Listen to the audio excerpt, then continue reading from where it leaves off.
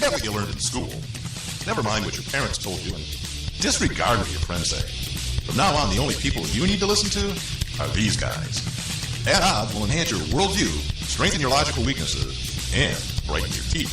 For the next several minutes, they'll take you on a journey through the political jungle, across Liberty Ocean, and over the Enlightenment Desert. When your journey is over, you're safe at home, they promise you will be stronger, smarter, and, well, just plain better. And when you go out into the world, men will pat you on the back, women will weep at your wisdom, and children will adore you. So buckle up, hang on to your ears, because your journey starts now.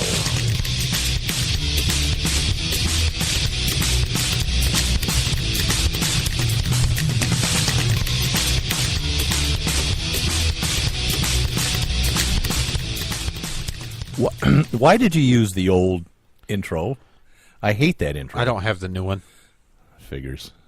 Between you and Steve. For the last 4 weeks, Steve has been playing the intro from YouTube videos of previous shows, which is why last week it went into, hey, it's June 27th. But that's because Steve deleted everything. No. Are you kidding me? He's a terrible whatever. I don't even know what he is. He just got that promotion. He's terrible at it. What's his title now? I thought he was supposed to be some kind of like broadcasting engineer. Yeah, whatever. Communications engineer or something. I don't even think he went to high school. Well, that's probably good. Probably. That's why he's so successful. Yeah. All right, it's August 2nd. Can you believe it? 2018. I do. I finally swapped my calendars over in my office today from May. That's good. To August. Oh, I thought you meant you're only 2 days, but you're months behind.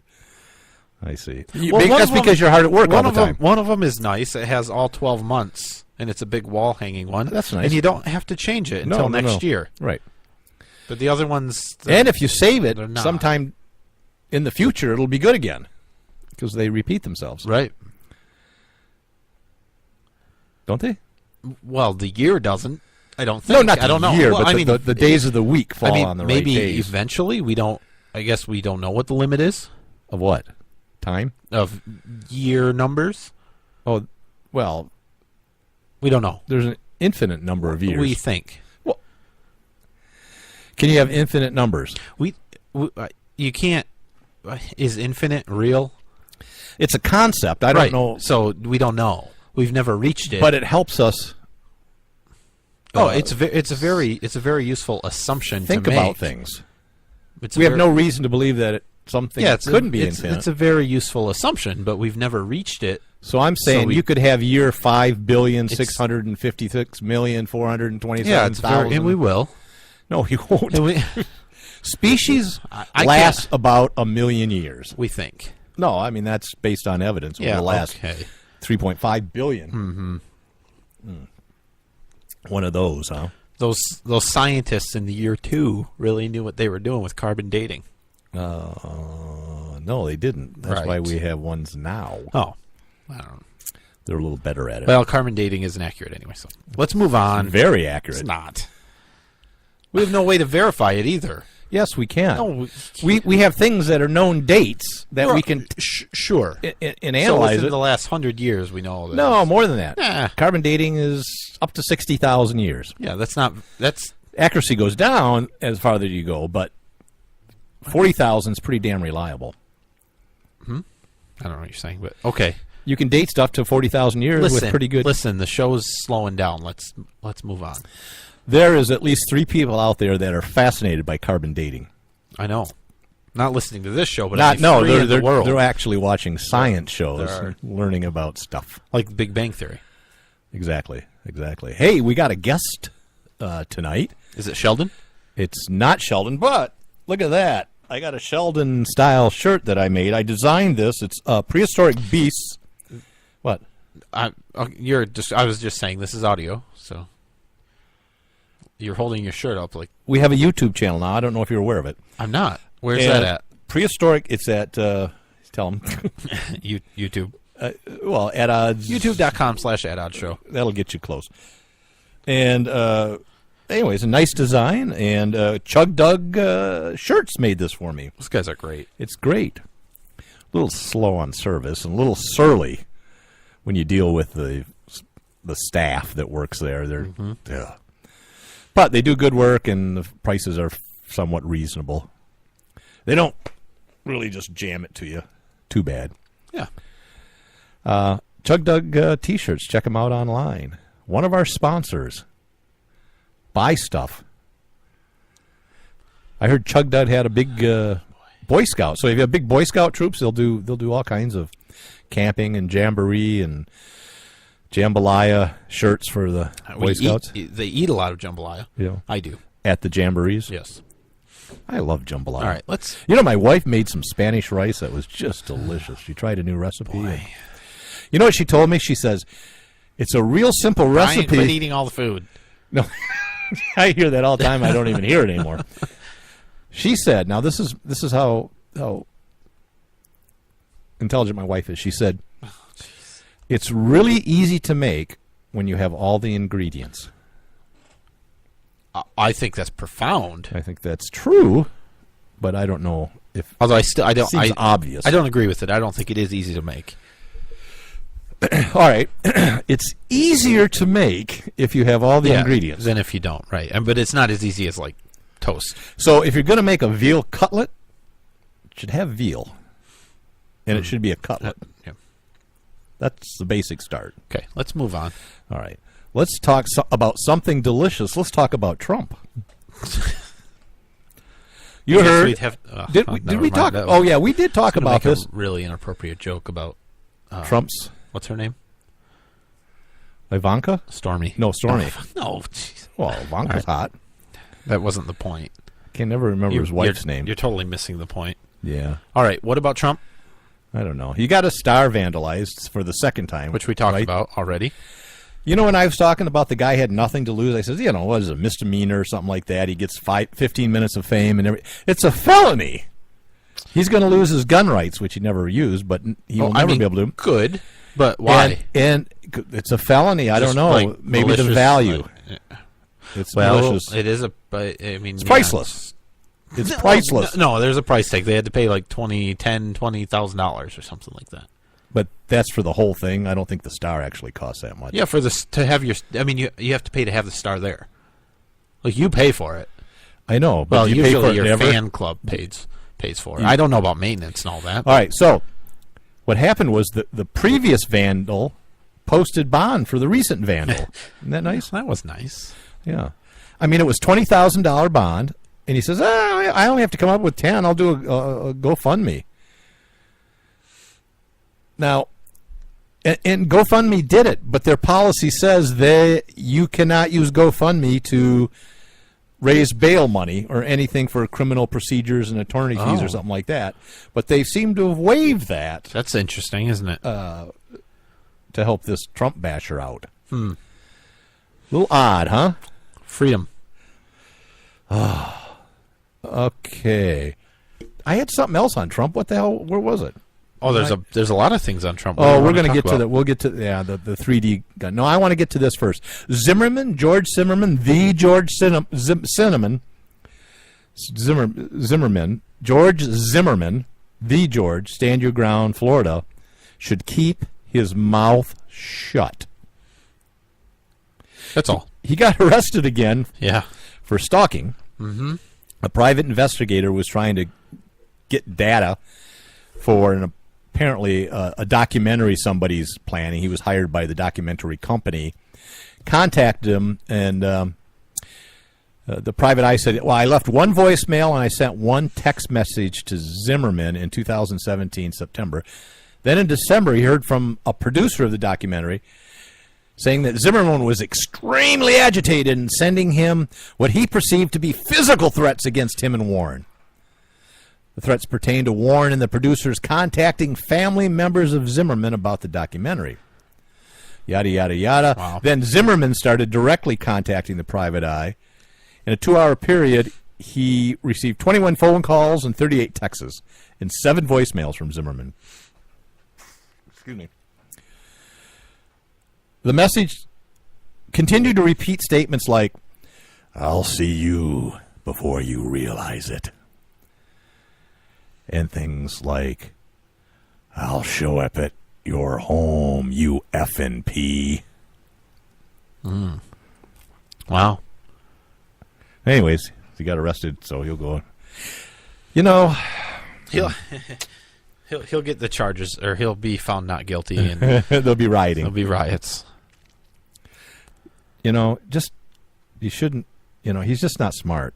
Well, I think he's probably not doing too well. I mean, his life basically got ruined Yeah.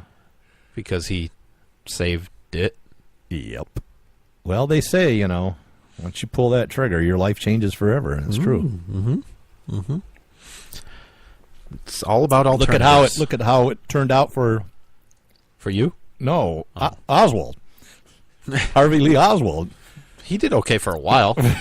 Very short while. Yeah. No, he didn't really do okay. No, he didn't. That's right. But He got beat up a little bit by the police, and God knows what happened to him in the lockup. yeah, and then of course shot. Oh, what? Wait a minute. You What? didn't hear? You No, didn't hear what the happened? news? He got shot. That's it. Is he okay? I don't know. Google that, will you? I'm worried. I was at the grassy knoll Yes. a couple weeks ago. Were you there in 1962, 63? Well, I'll tell you, I was not at the book depository.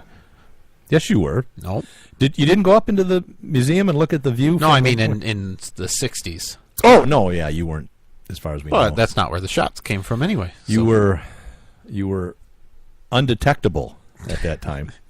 We'll talk about that later. Let's move on. We have so much. Okay. So you remember that that pathetic, poor little polar bear? That picture of it starving. He was just skin and bone. Yeah, and it was limping. And Nature. It was horrible. And National Geographic, you know, made a little video about global warming, and this is what's happening to these polar bears because of global warming. Yeah. Okay. Mittmeyer, the photographer, conceded that the images of the bony, emaciated polar bear was meant to sound an alarm about climate change. Though she complains that people took the image literally. Like she put it out not saying this bear's dying because of global warming, but that She did bears say are that. dying from right. Well, I mean, so the photographer, I love this line. You'll like this one, Nate. Well, I like it. Yeah, she says, photographer Paul Nicklin and I are on a mission to capture images that communicate the urgency of climate change. Okay. Documenting its effects on wildlife hasn't been easy. Think about that statement. I bet that's true. Good God. With this image, we thought we had found a way to help people imagine what the future climate change might look like. We were perhaps naive, she said. Perhaps. Yep. Perhaps we made a mistake in not telling the full story, like, you know, Perhaps. journalists The are truth. supposed to do. Perhaps. That we were looking for a picture that foretold the future and that we didn't know what had happened to this particular polar bear. And wouldn't you know it, she says, she'd do it again if she had the chance, since essentially the image pushed a supposed larger truth. Yeah. The photographer says that her image became another example of environmentalist exaggeration, but added that her intentions were clear and that she had the opportunity to share a scene like this once again, she would. Yeah. Holy smokes. Well, I mean, you're not surprised, are you? No, I don't know if stuff like this will go on anymore. You know who owns National Geographic now? It's what the media does every day. They put out information, true or not, and then kind of quietly retract it, but it doesn't matter because the stories are out there. Who owns Fox? Fox News? Yeah. What's that British guy's name that owns Fox News? Ultra conservative. Murdoch? Murdoch. He owns National Geographic Is it now. still him? Does he? And if you notice in the last few years since he bought it, he's also very religious. That National Geographic now, on about every other issue, has Christ has been discovered. Here's the story of Jesus Christ. Another monument found about Jesus Christ. It's all religious. So they're not showing polar bears that are dying anymore, as much? That's weird. Yeah. What do you think about a 3D gun, Nate? We're done with the polar bear? Well, that's all I have to say. She admits that she was being deceitful. But it doesn't matter. It does matter because we should get Zimmerman on her. Yeah. That's not nice. Why? I mean, I don't mean literally He murders on her. people. Oh, boy. Well, he's committed homicide, that's for sure. But courts decided it wasn't murder. My point is, the picture's out there, the story's out there. Yeah. You can't bring it back. Almost nobody is going to see this and care. They're not going to change their opinion. We have because of over this. 4 or 5 listeners on our show. And with that 4 or 5 listeners, they can tell 4 or 5 listeners and so on and so forth. And you get this, there's a term for it. Yeah, but at least half. There's a term for it. At least exponential. At least half of those listeners hate polar bears anyway. Well, with good reason. They'll kill you in a second. They are very mean.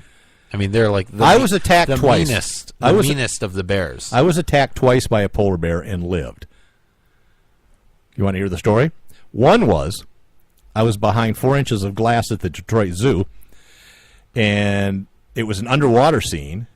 And I was watching the polar bear swim in the water. And I was on the edge of the wall and the glass, and I'm looking at something over there, and a polar bear snuck up over here and just went right at me. I mean, paws up there and everything. If there had not been that glass there, I probably wouldn't be here to tell you that horrific story. I wonder why they put that glass there. The other time I was attacked by a polar bear was at the Detroit Zoo, but it was outside, and there was this huge, long fence. Really high. It's a big steel fence.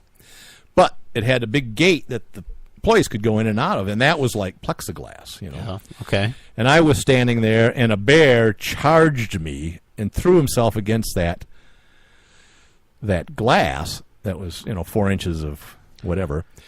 And I survived to tell that tale. Wow. Was it mating season? I knew I shouldn't have had the pheromones on. Sell it in the gift shop. Here, buy some polar bear pheromones. I have heard people refer to you as a big teddy bear. Yeah, maybe you referring to yourself, but I've heard it. They call me a bear. So I was on the weekend, anyways. No. I thought that's what you meant. No, it isn't. We have to move on. Okay. So, anyways, polar bears are really neat and they're beautiful animals. And yes, nature is cruel. They do die. Like everything. Did you see the? I thought when I saw the polar bear story, I thought it was the story about the cruise ship crew that killed the polar bear after it hurt one of the crew people. And there was a big outrage. Like, you can't kill a polar bear. They're endangered. Well, no, they're not. Go I think they might be threatened or something. I don't think they're endangered. Go tell a global warmist. I need a drink. Okay. Talk about 3D guns. Want some coffee? No. It smells good, though. What do you want to talk about 3D guns? Well, I want to talk about the hoopla. Instead of 3D guns, let's talk about the internet and the way information shared nowadays. And freedom. I mean, that's the real story. But so somebody has plans for a 3D printed gun or several or whatever. You can get a 3D printer, have a gun printed or parts of a gun printed out of plastic. Yeah. And they wanted to release them. Well, the thing is, Trump's being blamed for releasing them, but what they aren't telling people is that it's already been out there for like 4 or 5 years. Yeah. More. So there's thousands and thousands of downloads. And so and they're all over the world now, so you can't stop it. Whichever court that was that put a block on releasing, you can't. It doesn't work.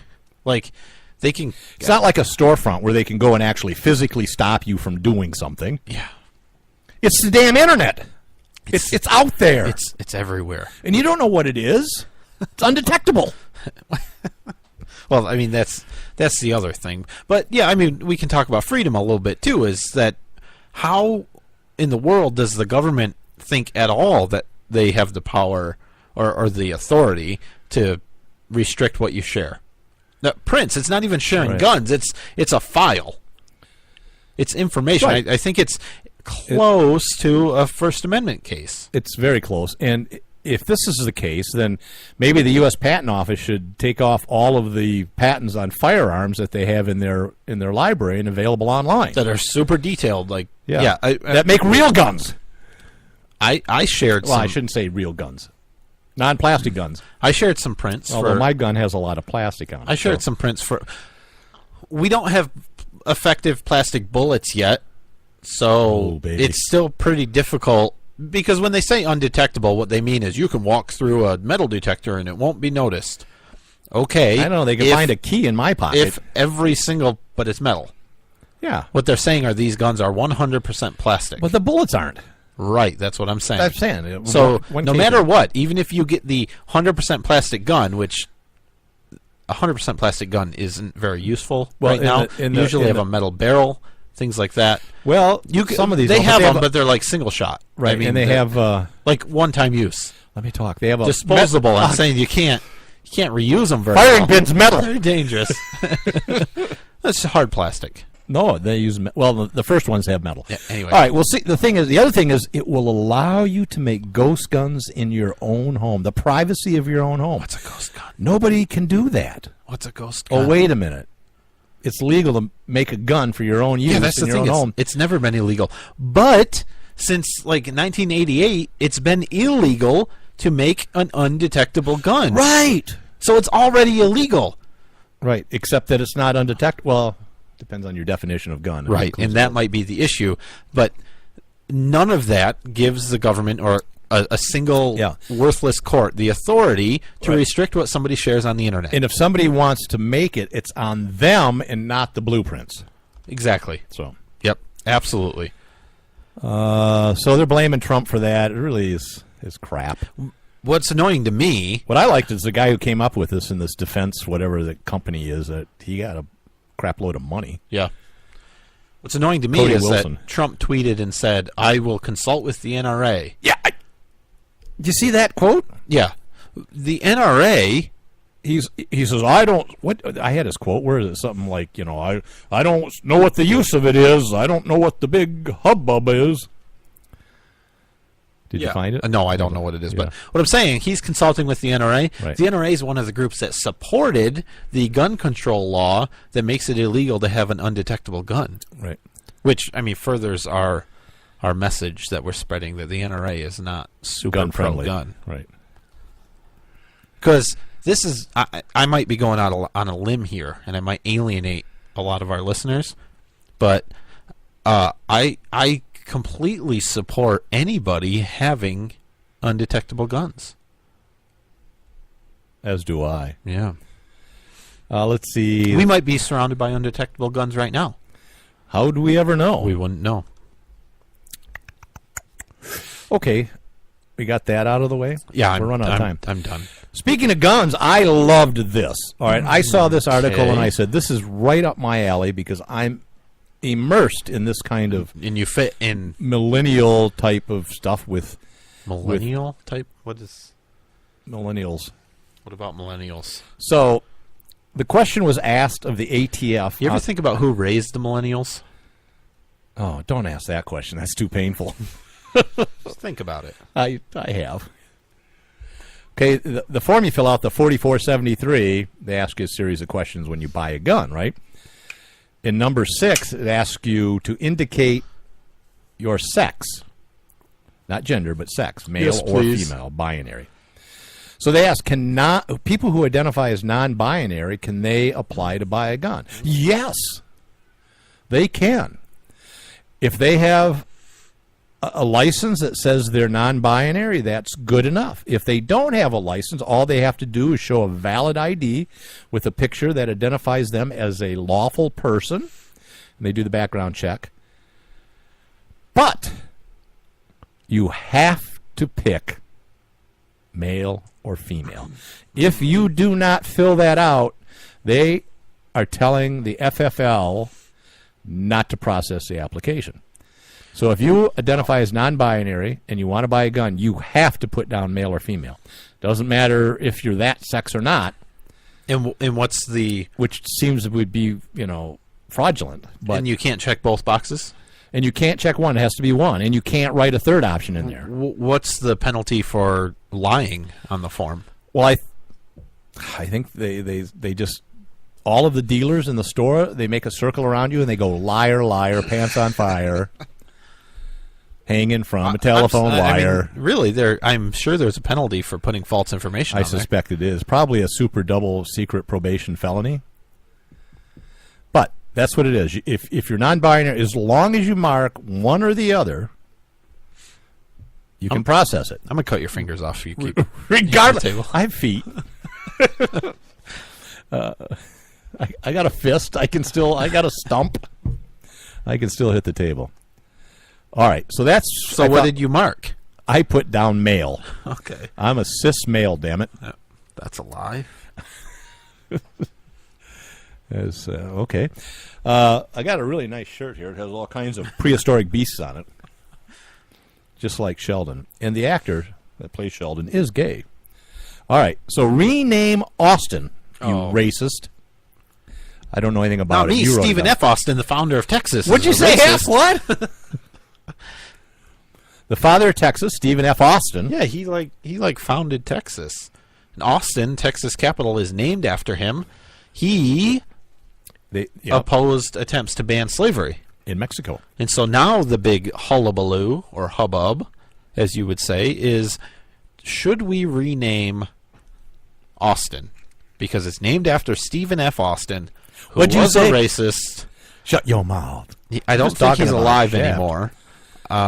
But he was racist. It's named after him. This is absolutely terrible. What about Washington, D.C.? What about Washington? Yeah. I saw another article when I was looking at this from, I think it was the New York Times, that said something like, New Hampshire needs to change. It's too white.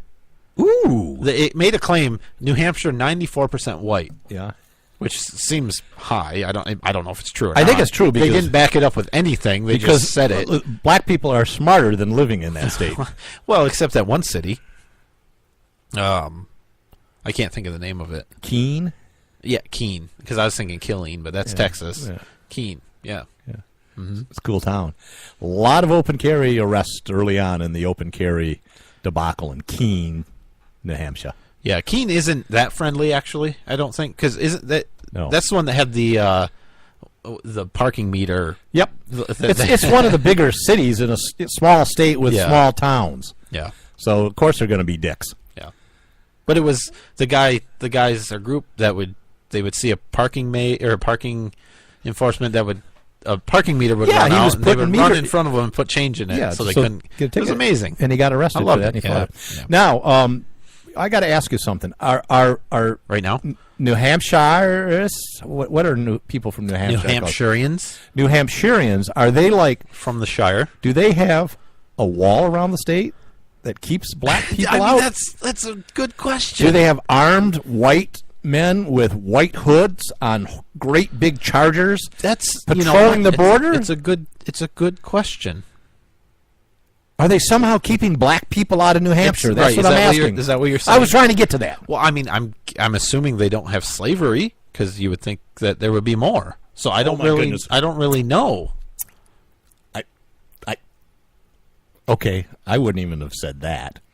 All right, so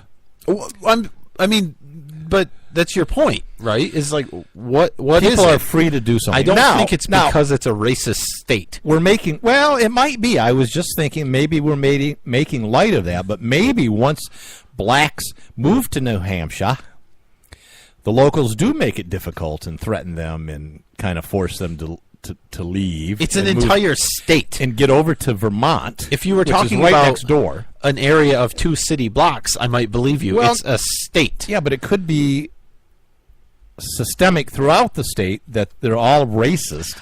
And word gets out, and they go, I ain't going to New Hampshire no time, no soon. And are there walls around the state keeping the racist in? No, but... So why are the states around them doing okay? If you moved into a neighborhood, using it as a large-scale example, small scale, I'm thinking maps, and they were really dicky to you, you probably would move. And then you'd tell your friends, hey, don't move into that neighborhood, they're a bunch of dicks. And maybe New Hampshireites, Shins, Shores, whatever they are, maybe they are racist. I have a feeling they're probably not. From the New York Times article, Catalina Celentano, Okay. I think Sounds Hispanic, but- she moved from Dominican Republic to New Hampshire. Hispanic, but black. And here's the thing. I went from being able to speak Spanish every day to not speaking Spanish at all because there wasn't anybody to speak Spanish to. Oh, my goodness. That must be horrible. You know what? Where'd she come from? The Dominican? Yeah, she was born in Colombia, but Okay. yeah, Colombia. I'm sorry. Oh, so she's from Colombia? I'm not sure. Okay, she's from Colombia. South America? Yes, Colombia. It's still there. And a lot of people speak Spanish there. The only person she spoke Spanish with was the cleaning lady. So she could and go. she moved back to Colombia. She got sick and tired of She not did. talking to anybody. Or this person didn't have anything good to say. You know what? This is the neighboring states are also all white. It says. See, they're all in it together. I guess so. I really thought that big wall around the Northeast was just decorative. Anyway, That's interesting. so she can So I don't know. either encourage more Dominicans and Colombians to come to New Hampshire so she can talk Spanish, or she could just not talk Spanish and speak English and assimilate into the United States and New Hampshire life, or she can move. What brought her to New Hampshire? Husband? She's a nurse. Church? I don't know. Her job, probably. Okay. This doesn't. I'm Lots of reading. It nursing doesn't jobs. say. It doesn't say why it's 94% white. Okay, we should take a break. Okay, we'll be right back.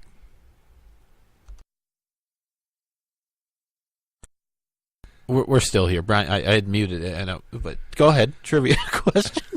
We're professionals. Damn it. Am I on? All right.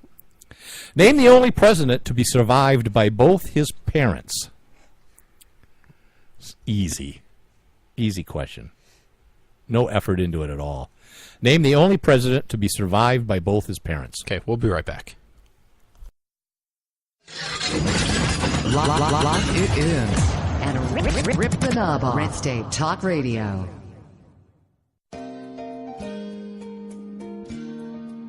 My Parents Open Carry, a pro-gun kids book from White Feather Press. 13-year-old Brenna and her parents spend their day in typical fashion. But what's not so typical is that Brenna's parents lawfully open carry handguns for self-defense. And the Strongs join a growing number of families who are standing up for their Second Amendment right and bringing gun ownership out of the closet. Order your copy of this unique kids book at myparentsopencarry.com.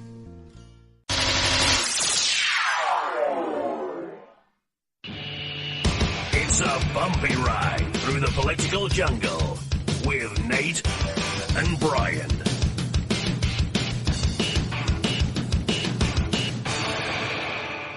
Believe me, if I started murdering people, there'd be none of you left.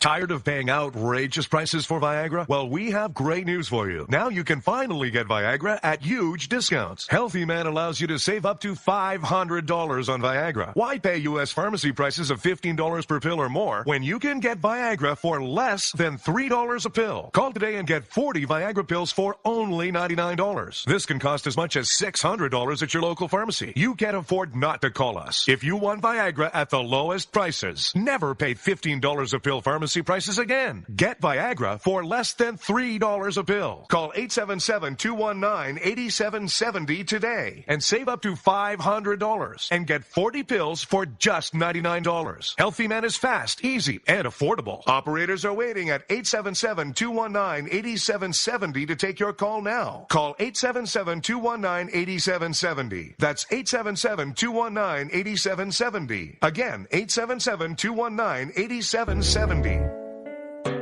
Whenever I'm feeling a little down under, I can always count on Nate and Brian for their interesting perspective on topics important to freedom and civil rights by listening to the At Odds Show.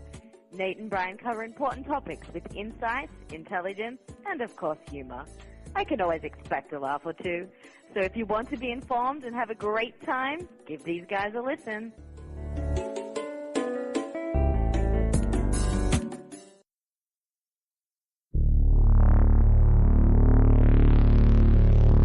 At odds.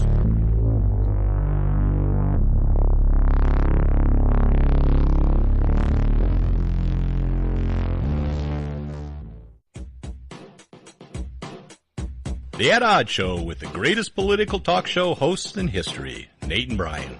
And it's sad that they actually believe that. So give a listen because the delusional need love too.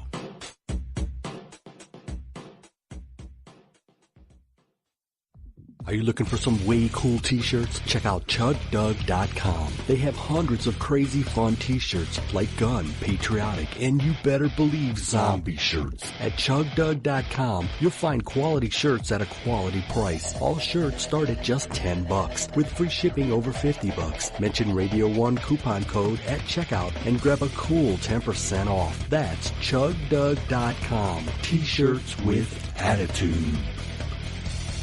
Individuals and businesses with tax problems, listen carefully. Do you feel like you're losing control over your finances? If you owe over $10,000 in back taxes or have unfiled tax returns, we can help you take back control. The IRS is the largest and most aggressive collection agency in the world, and they can seize your bank account, garnish your paycheck, close your business, and file criminal charges. Take control of your tax problems now by calling the experts at Tax Mediation Services and take advantage of the Fresh Start program and new laws that may allow us to negotiate a settlement for the lowest amount possible. Our team of tax attorneys and enrolled agents can stop collections and get you protected so you can take control of your financial future. Tax Mediation Services is accredited by the Better Business Bureau. Call now for a free case review and a price protection guaranteed quote. Call Tax Mediation Services now at 800-755-9290. That's 800-755-9290. 800-755-9290. Hi, I'm Brian. And I'm Nate. If you like the At Odds Show, and we know you do, why not order your very own At Odds t-shirt sizes small to 6XL in a cool black color? So support our show. Check out the great prices at ChugDug.com or head over to our website, atoddshow.com, and click the link. And, unlike listening to our show, you won't be disappointed.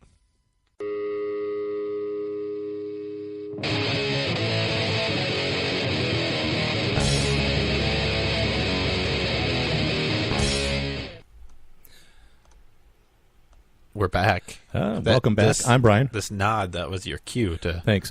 talk. I'm Nate. Did we have some guesses over the break? No? We had 45 guesses. Okay. Did anyone get the right answer? They did. Our guest got the right answer. Yes. There was some misunderstanding, so I'm going to read it again. Name the only president to be survived by both parents. All right. I don't know if there was much misunderstanding. Then it was all on somebody else. So which president died before his parents, in essence? Was that what that means? Yeah, okay, pretty much. Thanks. What are some of the guesses? Washington. Yep, a good guess. Carter was Nope. a guess. Good guess, no. Polk got a guess. Polk, nope, wasn't Polk. Harriet Tubman, which seems odd. That doesn't make sense. Yeah, it doesn't make sense. JFK. Yes. Was a guess. That was it. John F. Kennedy was assassinated, and both his parents were still alive and outlived him. Sad when any parent outlives outlives their children. Yeah, that's what I meant. For sure. It is confusing. Where were they on that day? Well, grassy knoll. They had lawn chairs and lemonade. Maybe some Long Island iced teas. Yeah, wow. All right.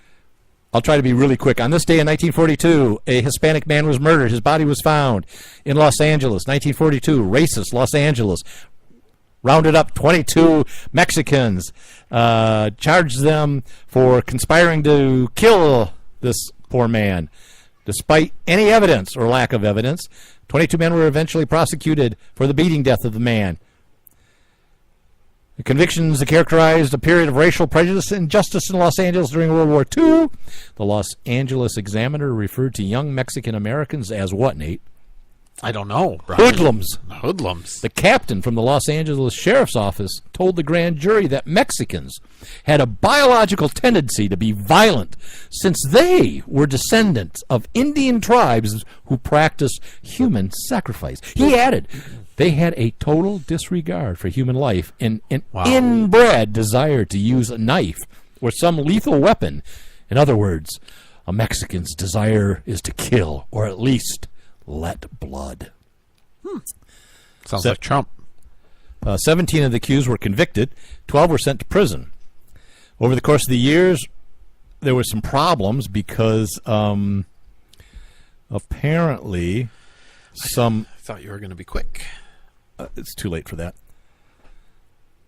It was called the zoot riots, and apparently some sailors got drunk and went around in cabs, started beating up Mexicans that were wearing zoot suits. Okay. And then they went back, got more, up to 50 or 60 sailors came back. And then the Mexicans were fighting back, and it was getting out of control. So you know what they did? This is the point of what I want with this. What they did is that the city of Los Angeles passed an ordinance that made it a misdemeanor to wear a zoot suit. Wow. So they actually outlawed clothing. Did it help? I don't think it helped because 85,000 people were murdered. Wow. Well, that's not true. Okay. All right. By the way, the good news was eventually the convictions were overturned and they only served 2 years total and they're free. All right. So we have attorney Dean Greenblatt, who defended with great honor and vigor in jurisprudence the Michigan Open Carry Incorporated pro-gun club, not club. What are they? Organization. And Dean we had on the show right after he made his oral arguments before the Michigan Supreme Court a few months back. Well, the Supreme Court came out with a decision that everybody is saying that schools can now ban guns. But is that really what the decision means? We'd like to welcome Dean Greenblatt. Welcome. Hey, Dean. Thanks for having me back. Our pleasure. What do you think? Can schools ban all guns now? You know, arrived just today is the opinion. Came via first-class mail, and I haven't yet opened the envelope. Are you telling me we didn't do well? Thinking it doesn't look good, Dean. Doesn't look good. I realize you don't have a newspaper or the internet. The problem is I think I forgot everything I learned in school and forgot everything my parents taught me. And just listen to you guys. Damn, he's good. Wow. Yeah, don't do that anymore. It's bad advice. We really need to change that intro. It's ruining lives. Didn't realize that. Did the Supreme Court of the state of Michigan rule that schools can ban guns? Yep. No. Okay. They didn't do that. Well, why is the press saying they did? I've seen it everywhere. Yeah. Yeah. Well, I guess that they're fulfilling their own wishes with their fake news. Are you saying they might be biased? There's a possibility. So what did the Supreme Court say? We know that justice was blind.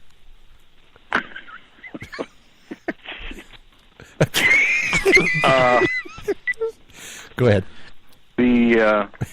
Well, what they held, in a nutshell, is that, and first of all, I'm sure everybody already knows that we have a preemption statute in Michigan, 123-1101 at SEC. And what it says is that a city, county, township, and village can't regulate firearms or ammunition or sales in any way. So what the Supreme Court has said is, in answering our argument that the issue of firearm regulation is field preempted, as they said, it's not field preempted because there's a statute which says cities, counties, townships, and villages, and not school districts. That doesn't really answer the question of whether or not we have field preemption. So later on in the opinion, everybody seems to agree on the Court of Appeals that there is no field preemption. Field preemption is where the state occupies the field of firearm regulation, leaving nothing for lesser units of government to regulate. And that would include things like schools and libraries and other things. But they seem to agree that there isn't field preemption But because there's this statute, it's an affirmative intent by the legislature not to regulate schools, not to supersede schools as far as firearm regulations go. So therefore, they find that schools aren't included, and then schools can come up with their own regulations. Now, does that mean schools can ban firearms in excess of what the state has specifically permitted? And the answer to that is no. So if you're a parent and you're dropping off your child at school and you have a concealed weapon on you, you can still park in a parking lot. You can still pick up and drop off your children. And that's still legal because there is a statute that says you can. And you can open carry with a CPL. Well, there isn't a statute that says specifically that you can open carry with a CPL, but it's easily derived from the statute that says you can't carry on school grounds unless you have a CPL. Mm-hmm. And there's another statute at 425 that says you can't carry concealed. So you add those two things together, and it becomes perfectly clear that you should be able to carry openly on school property. I'm not advising people to do that now with this opinion. Right. But if you read the dissent by Chief Justice Markman, he calls out the irrationality and the intellectual dishonesty that was employed in order to come up with the decision that they did. Okay. Question. There's several other issues, too. Right. We'll get to them. I just, real quick here, though, so wait a minute. Now, if I carry openly with a CPL on school grounds, I haven't committed any crime doing that. Is That's that correct. true? Yeah. Yeah. But the school. That's the really fun thing is Justice Viviano says in his concurring opinion that, quote, the school policies do not criminalize anything. Brilliant. So what he chose to do was ignore the invocation of criminal trespass statutes, which the school districts are using to enforce their school policies. But can they still do that? Well, if they ask you to leave and you don't leave, I suppose they can still trespass you. Yeah. Okay. They have to have a basis for doing it, and the whole point of this case is that they don't have a basis for doing it because the activity is legal. Right. It's not criminal to carry openly on school property. Right. So we're right back where we started. This decision really didn't do too much either way. We're kind of back to status quo. Well, and what's really interesting is that the majority indicated that the appellants, Michigan gun owners, Michigan open carry, both abandoned any argument that there's a conflict between the school regulations at issue and the state law. And that we improvidently ceded the issue of conflict. And they cite to about a 10-second clip in oral argument. And you have to remember why we were in court to begin with. We were in court, oral argument,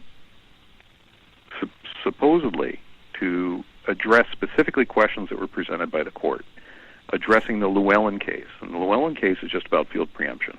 Mm-hmm. We weren't supposed to be arguing anything else, but they were asking questions. We were answering questions. And in the wind-up to the oral argument, I had about 2.5 minutes of my 3 minutes. I remember. Where I was allowed to have uninterrupted argument, where I talk about conflict preemption. Mm-hmm. But they said we ceded the argument because we never brought it up. Yeah. What's really unfair is, of course, that Jim Mikowski, representing Michigan gun owners, and I cooperated in this case extensively. And the Michigan open carry pleadings and the appeal were on the strongest points, but all the points were hit. And what Jim and I agreed is that Michigan gun owners would then try to hit some other issues that we didn't hit. so that if for some reason they wanted to throw out all our arguments, they would then take a look at Jim's. So when we get to court and we argue it, they decide to beat up on Jim, right? Saying, "Well, you didn't argue this. You didn't raise it. At no point did you raise this. So why should we consider it?" And he goes, "You're right. I didn't raise it. If you'd like me to, I can go back and brief it for you." Then they lump Michigan open carry in with the Michigan gun owners case and say, well, both the appellants have decided to abandon this argument. It's really horribly unfair to Michigan open carry and Ken Herman. It's also very unfair to Jim Mikowski and his clients because it's just factually inaccurate. Right. And it's frustrating. So, I mean, what recourse is there? It's the Supreme Court. That's the decision, right? I mean, what's next? Right. It's the court of last resort for the issue of Michigan law. There are discussions about what we can do to clarify the record. You can always file a motion for reconsideration. Yeah. The chances of success of that are probably a little bit less than winning the Powerball. But it would allow an opportunity to at least air the grievance and point out, just as Chief Justice Markman did, the intellectual dishonesty and the choices that were made for sake of politics, in my opinion, I think of so. the majority. Yeah, you could just use Markman's whole dissent as your argument. Well, no, I think he's made an irrefutably strong argument for why the majority is in error, but there is another glowing problem with the majority opinion when they misrepresented that Jim and I abandoned anything or ceded any part of the argument, because we weren't there to argue that part. We were there to argue on whether or not our application for appeal should even be accepted, and argue the Llewellyn case. And they're saying, well, because you didn't argue this other stuff, you guys lose. You obviously didn't want to preserve that argument. And it's completely unfair. But I have to say, I always thought this would be a 4-3 decision. I just thought that maybe the 4 would be on our side. Right. We just had to sway one. Yeah. Right. I think your point about it being political is, pretty obvious. A lot of the questions were about the safety of children and what should the schools do, and about law, right? About seemingly what will make people vote for me next time. Right. But let's say I go to my local school, I open carry, and I get trespassed, or I even get arrested for trespass. Is it possible that this could maybe end up back using conflict? Well, I think there's better ways to bring this back to the court, other than having to defend someone on a criminal misdemeanor. Yeah. Okay. So I don't want to encourage anyone who is on the side of firearm rights to go onto a school openly carrying. And not leave when asked. Right. What's really curious, some of the conflicts here were pretty obvious, that at least in the Clio case, where certain exempted classes of individuals, corrections officers, whatnot, right, who are permitted to carry concealed on the school property, were excluded by the school regulation. Right. And you have to remember that the school tried to change their policy several times in order to conform with the law. Right. They knew that they had a conflict issue. Right. And they actually moved the Supreme Court to dismiss a good portion of our appeal based on conflict when they changed their regulation, their policy. So the question is, why would they want a portion of our appeal dismissed if we never raised it in the first place and ceded it? Odd. All right. Well, we've got about 20 seconds, I think. You want to wrap up real quick? You can plug your law firm if you want. I know you've got a ton of business. You don't need to plug it, but if you want. Or anything else you want to plug. Yeah. Your book. Yeah, no. Your I don't want to plug anything. Okay. Obviously, Jim and I and anybody else who's liberty-minded is upset about the decision. And Sure. Storm clouds have formed over Liberty City. But just remember, we're working on a number of cases. This one is bound to be in front of the court again very soon on conflict preemption. Okay. That's good. All right. Thank you, Dean, very much for being here. And maybe when something new comes up, we'll have you back on or some other gun issue. We appreciate your time. Well, I really appreciate you inviting me, and I'll lick my wounds in private now. All right. Take care. Thanks, Dean. See ya. Take care. Bye. Bye-bye. Ooh, I have sound effects on. So we're done. It's good. That's it. But see you next week. All right. Bye-bye.